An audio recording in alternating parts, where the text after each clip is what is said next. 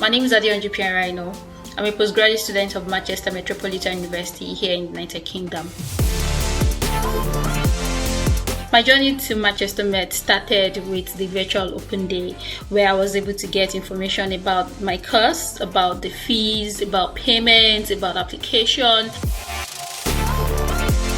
For my kind of course, I need hands-on training, I need industry standard knowledge. All of these are found in Manchester Metropolitan University. Even after graduation, they still support your career development, which is what I need.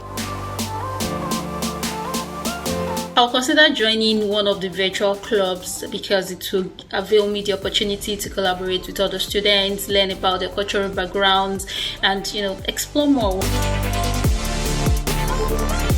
They make you understand that the skills you are nursing now, they're of great importance when you graduate, and how you can translate all of these skills into values in the industry. The support is just superb, and that is a great thing for me. There are lots of support activities for international students to help you integrate fast into the system, into the community. Everybody feels a part of the community. Nobody is left out. You have a sense of belonging, which is fantastic.